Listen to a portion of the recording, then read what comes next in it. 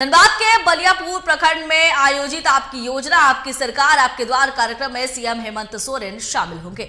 इस दौरान मुख्यमंत्री 408 करोड़ रुपए से अधिक की 71 योजनाओं का उद्घाटन और 122 करोड़ रुपए से अधिक की 135 योजनाओं का शिलान्यास करेंगे।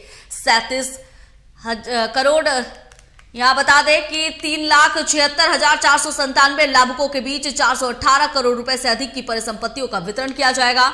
वहीं धनबाद को 67 साल बाद नया समाहरणालय भवन मिलेगा।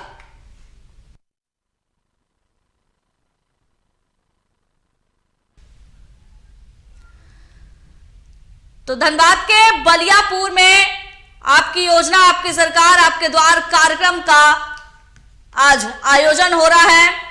सीएम हेमंत सोरेन कई योजनाओं का शिलान्यास और उद्घाटन करेंगे। जिले की 408 करोड़ रुपए से अधिक 71 योजनाओं का उद्घाटन और 122 करोड़ 68 हजार रुपए की 135 योजनाओं का शिलान्यास मुख्यमंत्री हेमंत सोरेन करेंगे। मुख्यमंत्री भवन प्रमंडल की 67.23 करोड़ की 6, लघु सिंचाई प्रमंडल की 3 करोड़ 86 लाख की 6, पथ निर्माण विभाग की 139 करोड़ 94 लाख रुपए की 7, पीएचई की 144 करोड़ 27 लाख की 3 योजनाओं का उद्घाटन और शिलान्यास करना है।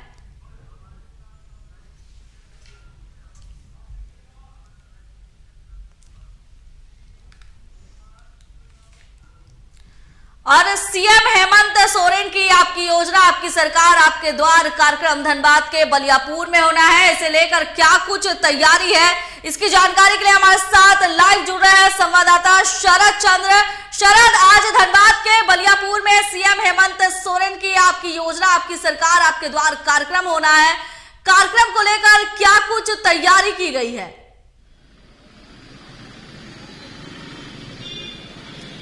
हाँ प्रिया, मैं बता दूं कि आज जो है मुख्यमंत्री हेमंत सोरेन यहाँ पर आ रहे हैं और यह उनका महत्वपूर्ण दौरा बताया जा रहा है, क्योंकि वो यहाँ परिसंपत्तियों का वितरण करेंगे, लाभुकों के बीच जाएंगे और ये जो उनका एक एम्बिशियस इस हेमंत सरकार का जो कार्यक्रम है आपकी सरकार आपके द्वार, तो उस कार्यक्रम के तहत वो आ रहे हैं।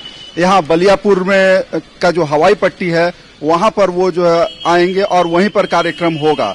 चूंकि यह ग्रामीण क्षेत्र को ज्यादा केंद्रित किया जा रहा है, इस वजह से बलियापुर का स्थान चुना गया है और वहां पर वो आएंगे और लाभुकों के बीच जो है वो परिसंपत्तियों का वितरण करेंगे। मैं आपको बता दूं कि हमारे पास जो जानकारी उपलब्ध है कि कुल 408 करोड़ रुपए का जो है ये पूरी संपत्तियों का जो है वितरण उनके द्वारा किया जाएगा। उसके अलावे भी वो कई और चीजें हैं जिनका शिलान्यास करेंगे, उद्घाटन करेंगे और यहाँ का जो समाहरणालय है, जो कलेक्टेरिएट है, इसका भी उद्घाटन ऑनलाइन मुख्यमंत्री हेमंत सोरेन करने जा रहे हैं। आज जो है वो जनता को समर्पित किया जाएगा। यह यहाँ पर जो समाहरणालय था, कलेक्टेरिएट था, इसको स्थानांतरित करके यहाँ से जो बरवड्डा क्षेत्र है वहां पर कर दिया गया है और वहां पर नया भवन बन के तैयार है। उसका ऑनलाइन आज उद्घाटन किया जाएगा मुख्यमंत्री के द्वारा। इसके अलावे और भी कई कार्यक्रम है। सबसे बड़ी बात इसमें मैं बता दूं कि सुरक्षा को लेकर जो है काफी चाक चौबंद व्यवस्था की गई है इस बार इन चीजों को लेकर। 12 से ज्यादा दंडाधिकारी सिर्फ कार्यक्रम स्थल के आसपास जो है वहां उनका डिप्लॉयमेंट किया गया है। बड़ी संख्या में पुलिस बल वहां पर तैनात रहेंगे और वहां से लेकर पूरे क्षेत्र में जहां मुख्यमंत्री का भ्रमण होगा उन सभी क्षेत्रों में जो है दंडाधिकारियों की प्रतिनियुक्ति की गई है और बड़ी संख्या में पुलिस बल को तैनात किया गया है और यातायात की दृष्टिकोण से भी बहुत सुरक्षा व्यवस्था टाइट की गई है। मैं बता दूं कि इससे पहले जब IIT ISM में उपराष्ट्रपति आए थे वहां कन्वोकेशन के दौरान, तो उस समय जो है यातायात में कहीं कुछ अनियमितता हो गई थी, जिसकी वजह से यहाँ पर राज्यपाल की गाड़ी यहीं रणधीर वर्मा चौक पर फंस गई थी और जिसे बड़ी सुरक्षा में चूक माना जा रहा था। इसको लेकर जिला प्रशासन काफी सख्त है और इस बार ऐसी कोई चूक ना हो, इसको लेकर पूरी तैयारी की गई है कि यातायात एकदम सुचारू रूप से चले और मुख्यमंत्री का जो कारकेड चलेगा, जो उनका कारवां चलेगा, उसमें किसी प्रकार का कोई सुरक्षा की चूक ना हो। इन सभी चीजों को लेकर इस बार काफी जो है जिला प्रशासन जो है वो सजग है इन सब चीजों को लेकर। और यहां से लेकर सर्किट हाउस में भी 1 दर्जन से ज्यादा दंडाधिकारी यहां पर प्रतिनियुक्त किए गए हैं। पुलिस सुरक्षा बल जो है वो बहुत टाइट है और कल जो है जिस प्रकार से यहाँ के जो विधायक हैं राज सिन्हा, वो विधानसभा में प्रश्नकाल के दौरान जो प्रश्न किए थे सुरक्षा को लेकर, तो ये कयास लगाए जा रहे हैं कि मुख्यमंत्री सुरक्षा पर भी कुछ विशेष रूप से बोलेंगे, क्योंकि धनबाद में जिस प्रकार से यहाँ की जो विधि व्यवस्था जो गिरी है, यहाँ पर जो लॉ एंड ऑर्डर का प्रॉब्लम हुआ है और व्यवसायियों ने जिस प्रकार से आक्रोश व्यक्त किया था, इन सब चीजों को लेकर भी मुख्यमंत्री कुछ बोल सकते हैं, कुछ कह सकते हैं, या यहाँ के जिला प्रशासन को आला सोरेन का 1 बजे आपकी योजना, आपकी सरकार आपके द्वार कार्यक्रम है। मुख्यमंत्री का जो हेलीकॉप्टर है वो कहां पर लैंड करेगा और उसके बाद वो बलियापुर कैसे जाएंगे, इसके बारे में थोड़ी जानकारी दीजिए। जी, मैं बता दूं कि मुख्यमंत्री का जो है बलियापुर हवाई पट्टी में ही वो उनका चॉपर लैंड करेगा और वहीं पर जो है सभा स्थल है, वहीं पर वो कार्यक्रम में भाग लेंगे। जो मुख्य कार्यक्रम होगा वो वहीं पर होगा और इसीलिए सारी सुरक्षा व्यवस्था जो है वहीं पर की गई है। जो दंडाधिकारी जो है प्रतिनियुक्त किए गए हैं वो भी वहीं पर हैं और जिला प्रशासन का पूरा फोकस वो बलियापुर क्षेत्र में ही है, क्योंकि वह ग्रामीण क्षेत्र है और ग्रामीण क्षेत्र में चाक चौबंद व्यवस्था की गई है और 5 लेयर सिक्योरिटी की बनाई गई हैं उस क्षेत्र में, और वहां से फिर वो सर्किट हाउस आ सकते हैं। हालांकि अभी यह स्पष्ट नहीं हुआ है, जिला प्रशासन के द्वारा इसकी अभी जानकारी नहीं दी गई है, लेकिन व्यवस्था जो है चाक चौबंद कर दी गई है। यहाँ धनबाद सर्किट हाउस में भी 12 दंडाधिकारी यहाँ पर प्रतिनियुक्त किए गए हैं और उस पूरे क्षेत्र में बलियापुर से लेकर और धनबाद शहर के सभी क्षेत्रों में पुलिस की प्रतिनियुक्ति कर दी गई, सुरक्षा बलों की प्रतिनियुक्ति कर दी गई है। तो वो जो है उनका मुख्य कार्यक्रम चूंकि बलियापुर में होगा, वो बलियापुर में ही अपने चॉपर से उतरेंगे और वहीं पर कार्यक्रम स्थल है, वहीं पर मुख्य कार्यक्रम है, वहीं पर जनसभा होगी और जनता को वो संबोधित करेंगे और जो परिसंपत्तियों का वितरण है वो भी वहां से किया जाएगा। समरणालय जो यहाँ का कलेक्टेरिएट है उसका जो उद्घाटन होगा वो ऑनलाइन किया जाएगा। मुख्यमंत्री वहीं से ऑनलाइन उद्घाटन करेंगे धनबाद समरणालय के नए भवन का। जी शरद, ये बहुत बड़ी बात है कि 67 साल बाद नया समरणालय जो है वो मिलने जा रहा है, वो भी धनबाद को। तो ये 67 साल जो है कुछ ज्यादा लंबा नहीं हुआ है, क्योंकि 1-2 साल की बात रहे तो अलग बात है, लेकिन ये 67 साल बीत गए और 67 साल बाद नया समरणालय धनबाद को मिलने वाला है।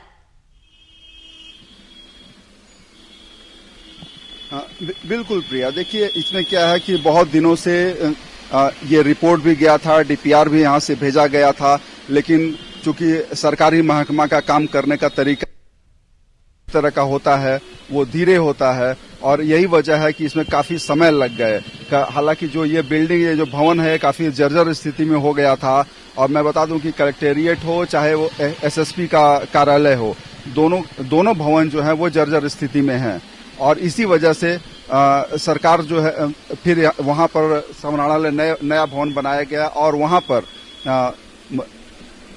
जिला प्रशासन के सभी अधिकारी, एसएसपी का कार्यालय, सब कुछ वहां पर रहेगा और वह भवन काफी आधुनिक है और उसमें आधुनिक सुविधाएं भी दी गई हैं जो कि इस भवन से काफी अलग है। तो ये काफी समय इसी वजह से लगा कि इसमें चूंकि सरकार का काम होता है, सरकार का इसी प्रकार से चलता है और उसमें जो प्रक्रियाएं होती हैं उन प्रक्रियाओं को करने में काफी समय लग जाता है। शरद, और अगर सरकार कुछ कर रही है तो विपक्ष का इसमें बयानबाजी होना लाजमी है। अब अगर सरकार की तरफ से आपकी योजना, आपकी सरकार, आपके द्वार कार्यक्रम किया जा रहा है तो कहीं ना कहीं विपक्ष इसे भी निशाना ले रही है। सत्ता पक्ष भी इस पर अपनी रोटियां सेकती नजर आ रही है। सत्ता पक्ष का कहना है कि हम जनता के लिए काम कर रहे हैं, जनता के बीच जो है परिसंपत्तियों का वितरण कर रहे हैं, जनता को लाभ मिल रहा है। वही विपक्ष का कहना है कि ये मात्र दिखावा है और वोट बैंक की राजनीति की जा रही है। बिल्कुल, मैं बता दूं कि विपक्ष जो है इन सब चीजों को कह रहा है कि ये सिर्फ आई वॉश है, सिर्फ जनता को जो है बरगलाने का तरीका है। चूंकि अब हेमंत सरकार और चीजों में फेल हुई है तो कुछ न कुछ इस तरह का दिखावा करके और जनता को गुमराह करने का प्रयास किया जा रहा है। ये बताया जा रहा है कि हम आपके द्वार पर आ रहे हैं सारी योजनाओं को लेकर, सारी आपके लिए सुविधाएं लेकर, लेकिन जो विपक्ष है वो इन सब चीजों को मानने को तैयार नहीं है। विपक्ष का कहना यही है कि ये सिर्फ दिखावा है। हेमंत सरकार चूंकि और चीजों में फेल हुई, जिस तरह से पहले चुनाव के दौरान जो बताया गया था, जो दावे किए गए थे, जो वादे किए गए थे हेमंत सरकार के द्वारा कि 5 लाख रोजगार देंगे, 5 लाख युवाओं को जो है बेरोजगार युवाओं को उनको रोजगार दिया जाएगा, और वो सरकार फेल हो गई। मैं बता दूं कि अभी विधानसभा में प्रश्नकाल के दौरान ये प्रश्न उठाए गए थे, जिसके बाद जो है भाजपा के 3 विधायकों को भी चिन्हित करके और उनको मार्शल के द्वारा बाहर किया गया। इसको लेकर भाजपा में काफी आक्रोश है, जो विपक्ष है वो आक्रोशित है इन सब चीजों को लेकर, क्योंकि उनके 3 विधायकों को सिर्फ इसलिए हटाया गया क्योंकि वो बेरोजगारी से संबंधित प्रश्न पूछे और सरकार उसका जवाब देने में नाकाम रही और संतोषजनक जवाब नहीं मिल पाया था। इसी वजह से उनके जो विधायक हैं उनको टारगेट किया गया था। मैं बता दूं कि जो सीनियर विधायक हैं भाजपा के बिरंची नारायण और जेपी पटेल और भानु प्रताप शाही, इन तीन विधायकों को जो है विधानसभा से बाहर कर दिया गया था और उनके साथ दुर्व्यवहार करने का भी भाजपा ने आरोप लगाया था। तो इसके बाद जो है भाजपा आक्रोशित है और यही वजह है कि भाजपा इसमें यही कह रही है कि ये जो सरकार का जो कार्यक्रम है वो पूरी तरह से विफल कार्यक्रम है, वो एक आई वॉश है, जनता के बीच जाने का एक ढकोसला सरकार कर रही है। हालांकि विपक्ष का अपना तरीका है। कल जिस प्रकार से धनबाद के विधायक जो है राज सिन्हा है, इन्होंने भी सुरक्षा को लेकर और विधानसभा में प्रश्न उठाया और सरकार से यही प्रश्न पूछा कि जिस प्रकार से व्यवसायियों को जो है धमकी दी जा रही है और यहाँ पर व्यवसाय वो पूरी तरह से व्यवसायी जो है वो छोड़कर यहाँ से जाना चाह रहे हैं, अपने अपने व्यवसाय समेट रहे हैं, तो इन सब चीजों का भी जवाब जो है वो देना पड़ेगा। हो सकता है मुख्यमंत्री इस विषय में भी बोले, चूंकि यह एक यहाँ ज्वलंत मुद्दा धनबाद का बन चुका है और यहाँ पर जो है यहाँ का लॉ एंड ऑर्डर गिरती हुई विधि व्यवस्था और यहाँ पर जिस प्रकार से कभी प्रिंस खान की धमकियां मिल रही हैं, कभी अमन सिंह की धमकियां मिल रही थी, जिस प्रकार से जेल में घटना घटी और अमन सिंह की हत्या जेल के अंदर कर दी जाती है, ये सब बहुत सारी चीजें हैं जिस पर हो सकता है मुख्यमंत्री प्रत्यक्ष या अप्रत्यक्ष रूप से कुछ बोले। ऐसा बिल्कुल आपने सही कहा कि कहीं ना कहीं धनबाद की जो गिरती विधि व्यवस्था है, इसे लेकर सीएम हेमंत सोरेन को जवाब तो देना ही चाहिए, क्योंकि सत्ता की भागदौड़ कहीं ना कहीं उनके हाथ में है और उनके राज्य में अगर इस तरह की घटनाएं हो रही है तो जवाबदेही उनकी ही बनती है। हम सीधा सवाल करेंगे, आपकी योजना, आपकी सरकार आपके द्वार है, तो कहीं ना कहीं इससे जुड़े जो सवाल है उसका जवाब जो है जनता जानना चाह रही है। हम पक्ष और विपक्ष की तो बात कर लिए, लेकिन सवाल उठ रहा है कि क्या जो सरकार ये योजना चला रही है सचमुच इसका लाभ जो है जनता को मिल पा रहा है? देखिए प्रिया, जनता को क्या मिल रहा है ये तो ग्राउंड रियलिटी चेक करना पड़ेगा, लेकिन सबसे बड़ी बात यह है कि एक जागरूकता तो फैल रही है। चूंकि सरकार के जो आला अधिकारी हैं जो अपने कार्यालय में बैठे रहते थे वो आज जनता के बीच जा रहे हैं, चौक चौराहों पर जा रहे हैं, ग्रामीण क्षेत्रों में जा रहे हैं और वहां जाकर वो लोगों से मिल रहे हैं, लोगों से बात कर रहे हैं, उनकी समस्याओं को समझ रहे हैं। तो कहीं ना कहीं इसका लाभ तो लोगों के बीच लोगों को मिल रहा है, लोगों के बीच सरकार के नुमाइंदे जा रहे हैं, जो कि कभी इससे पहले होता नहीं था। तो इसका लाभ जरूर झारखंड मुक्ति मोर्चा की सरकार को और जो कांग्रेस की सरकार है इनको मिलेगा, लेकिन जो होना चाहिए एक कंक्रीट वो सब कुछ नहीं दिख रहा है। ये चीजें हवाई भी हैं। जितना प्रयास सरकार बता रही है कि जितना लाभ लोगों को मिल रहा है वो लाभ मिलता नहीं दिखाई दे रहा है। बहुत सारी चीजें हैं कि लोग इस मामले में भी नाखुश हो रहे हैं कि उनके अधिकारी तो उनके द्वार पर गए, अधिकारी उनके मोहल्ले में गए, अधिकारी उनके गांव में गए, लेकिन उनका जो काम है वो नहीं हो पाया। उन्हें जो राशन कार्ड उनका बनना था वो नहीं बन पाया। वो सिर्फ आश्वासन मिला, अधिकारियों के द्वारा आश्वासन दिया गया कि आपका हो जाएगा, सिर्फ फॉर्म भरवा दिए गए, आवेदन पत्र भरवा दिए गए, लेकिन उनको मिला नहीं। तो ऐसे जो है बहुत सारे लोग हैं, बहुत सारे लाभुक हैं जो कि इससे वंचित हो गए हैं और वो इसको जो है ढकोसला बता रहे हैं और इसको बता रहे हैं कि सिर्फ अधिकारी यहाँ पर आ रहे हैं और अपना जो खाना पूर्ति करते हैं, खाना पूर्ति करके फिर वो चले जा रहे हैं। हालांकि सरकार के जो आला अधिकारी हैं वो कुछ लोगों को जो परिसंपत्तियों का वितरण कर रहे हैं या फिर कुछ लाभुकों को जो लाभ दे रहे हैं उसको रिकॉर्ड कर रहे हैं, फोटो और वीडियो के माध्यम से सरकार तक भेज रहे हैं, समाचार पत्रों में वो सुर्खियां बन रही हैं। लेकिन जो फैक्ट यही है कि कुछ लोग ही बन पा रहे हैं, ज्यादातर लोग इससे वंचित रह जा रहे हैं, इन सुविधाओं का लाभ नहीं ले पा रहे हैं। चाहे वो जागरूकता की कमी हो, चाहे आला अधिकारियों में वो दृढ़ता नहीं हो काम करने की, ये कई फैक्टर हैं उसमें काम कर रहे हैं। हालांकि इतना स्पष्ट है कि कोई चीज हो और उसमें घोटालेबाजी की खबर ना है, ऐसा तो हो ही नहीं सकता।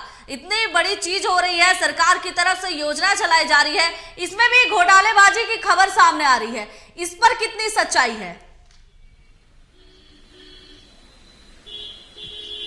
बिल्कुल प्रिया, देखिए ये सब चीजें ऐसी हैं कि वो होना ही होना है। जो अधिकारी हैं और जो बड़े अधिकारी हैं, जो सरकार के नुमाइंदे बैठे हैं, वो इसमें शामिल होते ही हैं।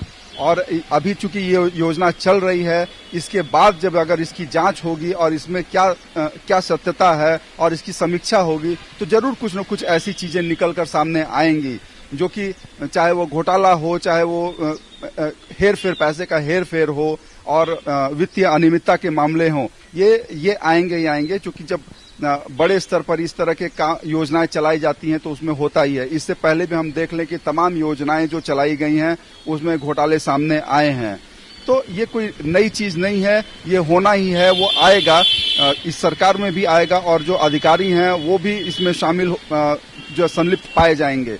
लेकिन चूंकि अभी यह स्पष्ट नहीं हुआ, अभी कुछ सामने आया नहीं है, इसलिए इसमें कहना अभी उचित नहीं होगा सारी चीजें। जी शरद, 1932 का जो खतियान है ये झारखंड के लिए कभी पुराना मुद्दा रहा ही नहीं है, हर समय एक ज्वलंत मुद्दा होकर ही ये सामने आया है। लेकिन सबसे बड़ी बात कि कल विधानसभा के शीतकालीन सत्र का अंतिम दिन था और इस विधेयक को पास करा लिया गया है। अब 1932 के खतियान को लेकर सभी की नजरें टिकी हुई है और साथ ही सीएम हेमंत सोरेन ने एक सीधा स्पष्ट जवाब जनता को दिया था कि ये तो बस शुरुआत है और भी कई सौगातों की बौछार होने वाली है। देखिए प्रिया, इस सरकार की यह प्राथमिकता रही है। 1932 का खतियान झारखंड के लिए बड़ा मुद्दा था और इस सरकार की ये प्राथमिकता रही है, इसलिए सरकार ने जो है पूरी एड़ी चोटी एक कर दी थी इस विधेयक को पारित करने के लिए। और अब उसको हेमंत सरकार बड़ी उपलब्धि मान रही है और जनता के बीच इन सब चीजों को लेकर यह सरकार इसीलिए आ रही है क्योंकि लोगों के बीच, देखिए, झारखंड मुक्ति मोर्चा का जो वोट बैंक है वो ग्रामीण क्षेत्र माना जाता है और ग्रामीण क्षेत्रों में जो है 1932 का जो खतियान है यह महत्वपूर्ण मुद्दा है। स्थानीय लोग जो है इसको चाह रहे हैं और सरकार भी अब इसका लाभ लेना चाह रही है और आगामी चुनाव में इसका लाभ, जो लोकसभा चुनाव है उसका लाभ कांग्रेस और झारखंड मुक्ति मोर्चा सरकार को मिल सकता है ग्रामीण क्षेत्रों में, क्योंकि यह एक चुनावी मुद्दा भी है। 1932 का खतियान झारखंड मुक्ति मोर्चा की मैनिफेस्टो में था, उसकी प्राथमिकता है, इसलिए सरकार जो है इसको लेकर आई है और सरकार इसको बड़ी सफलता मान रही है, बड़ा अचीवमेंट इसको मान रही है और जनता के बीच जाकर भी इन सब चीजों को जो है बताने का प्रयास किया जा रहा है। झारखंड मुक्ति मोर्चा के जो नेता हैं, उनके जो कार्यकर्ता हैं, उनके बीच कि आप जाइए और ग्रामीण क्षेत्रों में जो समाज के बीच बताइए कि 1932 के खतियान को जो है वो लागू जल्द कर दिया जाएगा और कहीं न कहीं इससे सरकार को और जो झारखंड मुक्ति मोर्चा है उसको लाभ मिलने जा रहा है। प्रिया, शरद, बहुत बहुत धन्यवाद आपका। तो आज धनबाद के बलियापुर में आपकी योजना, आपकी सरकार, आपके द्वार कार्यक्रम होने जा रहा है और इसे लेकर सीएम हेमंत सोरेन का कार्यक्रम तय है। कई करोड़ की परिसंपत्तियों का वितरण भी होगा, साथ ही कई चीजों का उद्घाटन और शिलान्यास भी होना है। यानी बलियापुर में आज आपकी सरकार, आपके द्वार कार्यक्रम होना है और बलियापुर के लोगों को इसका आज लाभ मिलने वाला है।